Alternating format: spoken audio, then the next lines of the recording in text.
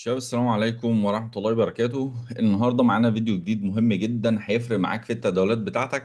فيديو يمكن انت لما تبدأ تتعلم الحاجة دي او المهارة دي لو هي مش عندك هتفرق معاك جدا في ازاي انك انت تأمن الارباح بتاعتك حتى لو انت مش موجود. تعال نشوف مع بعض المفروض الدنيا بتمشي بشكل عامل ازاي. بص كده. اولا انت بتبقى عندك في التداولات بتاعتك، انت راجل شغال في السوق دلوقتي، وزي ما احنا اتكلمنا في الفيديو بتاع امبارح وهو الاهداف المتعدده، واتكلمنا على اهم حاجه في الاهداف المتعدده في انك انت شخص لازم تكون بتامن الصفقات بتاعتك. طيب التامين ده بيحصل بحاجتين، بيحصل مانيوال او يدوي بايدك، او بيحصل اوتوماتيك. تمام. طيب مانوال، خلاص الصفقه جابت للهدف، انا بدخل اعمل الموديفاي الاوردر بتاعي واعدل الستوب حسب ما انا عايز. ولكن في طريقه تانية خالص هي اوتوماتيك. اوكي. وهي معناها انت بتدي اوردر للسعر انه بيتحرك، او الستوب انه يتحرك. الحاجه دي اسمها التريلينج ستوب. التريلينج ستوب. طيب تعالى الاول نشرح هنا هي يعني ايه التريلينج ستوب، وبعد كده ناخدها بمثال عملي. بص يا سيدي، تعالى نقول دلوقتي، خليك معايا كده. اوكي. تعالى نقول دلوقتي والله ان دي الصفقه بتاعتك اهو. انت راجل داخل الصفقه بتاعتك من هنا كده. دي صفقه باي مثلا من المكان ده، عشان الناس اللي مش متبقاش عارفه الرسم ده كده اهو. اه تعالى نقول ده الستوب بتاعك. تمام. وهنا دي طبعا الهدف بتاعك اهو، خلاص. ده الهدف بتاعك، وده الانتربرايز او سعر الدخول بتاعك. تمام. يبقى انت عندك ده الهدف، وده انت سعر الدخول، وده الستوب بتاعك. ايه القصه كلها في التريننج ستوب يا شباب؟ انت بتدي اوردر للستوب لوس ده ان هو يبدا يتحرك. اوكي. طيب بيبدا بيتحرك، بتلاقي الستوب لوس عمال بيتحرك بالشكل ده كده. طالع ازاي؟ تعال نشوف. بص كده، انا واحد دخلت التريده من هنا. تعال كده. ايه؟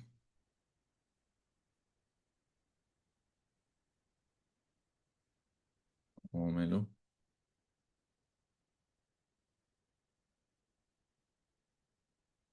هو ماله زعلان ولا ايه؟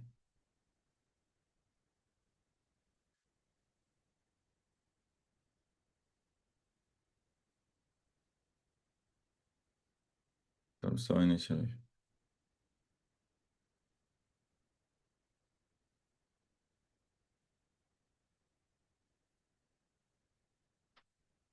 هو مش عايز يعمل ليه بقى؟ اه لا.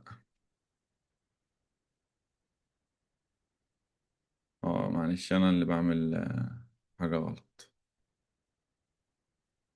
تمام. اه هي اللي انا عايزها. بص يا شباب، معلش انا اسف في الحته دي. بص يا شباب كده، انا واحد دلوقتي داخل السعر والله عندي كده، وجت السعر بتاعي ابتدى من هنا كده، وبيبدا السعر بتاعي زي ما انت شايف بيبدا ايه، بيبدا يتحرك بالمنظر ده كده. تمام. طيب بص يا سيدي، انا دلوقتي الستوب لوس بتاعي لو انا السعر مثلا اتحرك هنا، محتاج انا مانوال ان ابدا انقله هنا او انقله هنا او انقله هنا باليد. ولكن في التريننج ستوب معناها انت بتدي الاوردر للستوب لوس بيتحرك ورا السعر الحالي. يعني ايه ده؟ يعني بص كده، السعر الحالي هنا دلوقتي انت بتدي الاوردر بشكل معين، وهنتعلمه مع بعض دلوقتي بشكل عملي ان السعر يتحرك، الستوب يتحرك، فبتلاقي والله الستوب بتاعك اتحرك مثلا كده. تمام. ايه اللي بيحصل؟ بتلاقي السعر بتاعك ايه، طلع كده. هتلاقي الستوب بتاعك طلع كده لوحده تلقائي. هتلاقي السعر طلع كده، هتلاقي الستوب طلع كده.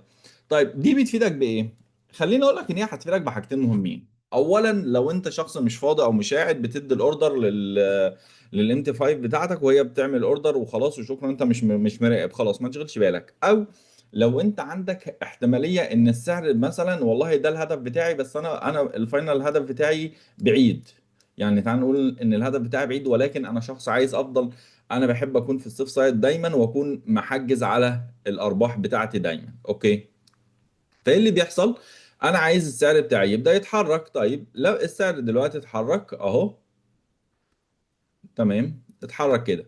خلينا نشوف حاجه مهمه جدا وسؤال مهم. السعر عمال بيطلع، طلع، فانا الستوب بتاعي بيتحرك. طيب تعال السؤال المهم بقى. طب لو السعر عكس، السعر عمال بينزل، الستوب واقف مكانه ما بيتحركش.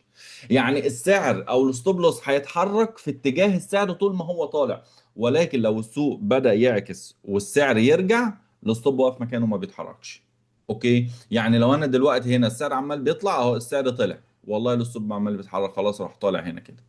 اوكي، طب السعر عمال بينزل كده، نازل، مش هي الستوب مكانه. طب إيه اللي بيحصل لو السعر نزل؟ خلاص هو كده طلعك من الصفقه، كانها ضربت الستوب، بس طبعا انت بتكون في الحاله دي محجز على الارباح بتاعتك. هي دي فكره التريلينج ستوب. طيب نعمل التريلينج ستوب ده ازاي؟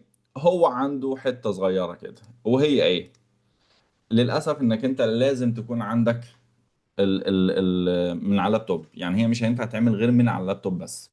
اوكي، يعني الحاجه دي ما بتتعملش غير من اللابتوب فقط. اوكي، طيب ازاي؟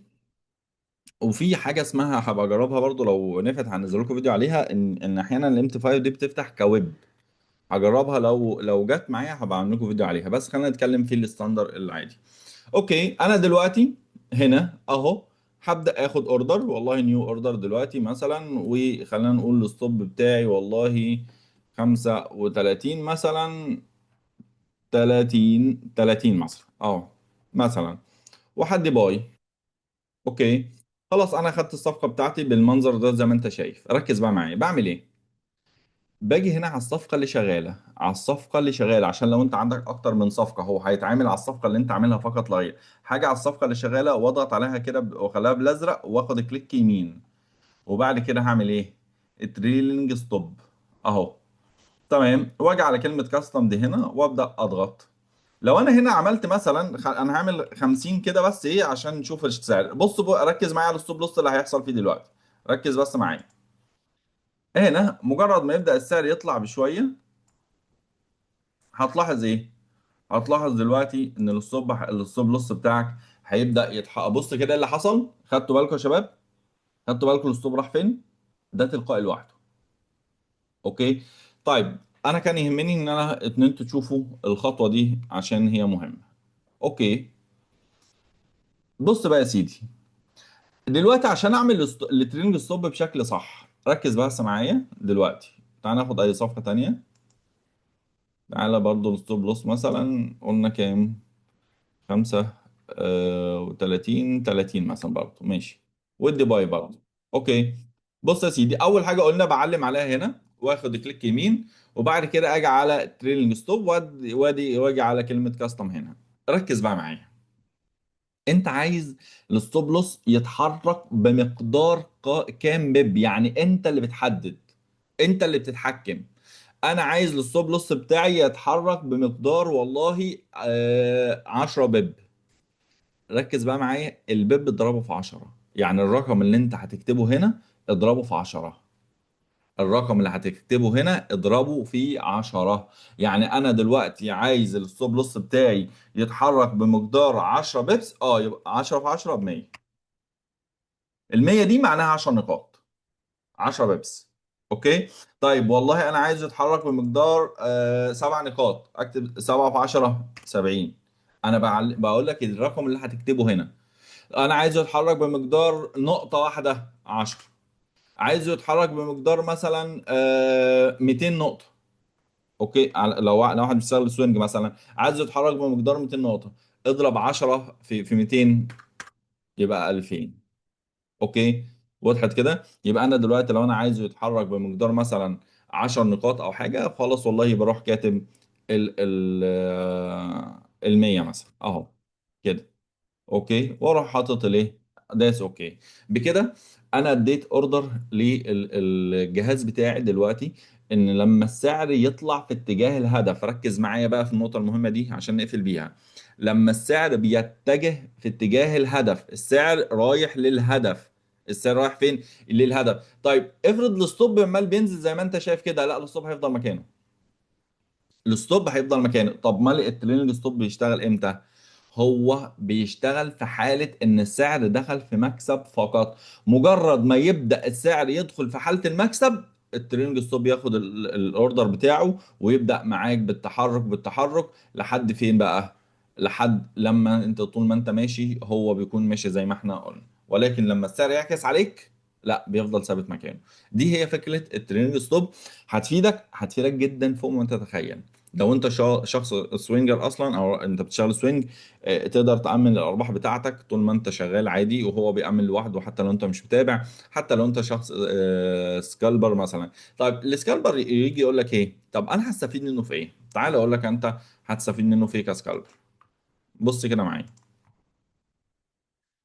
انت كراجل سكالبر، احنا قلنا امبارح في الفيديو بتاعنا انك انت بتشتغل مثلا، لو انت بتشتغل 3 اهداف. اوكي، لو انت راجل بتشتغل 3 اهداف او حتى بتشتغل هدف واحد.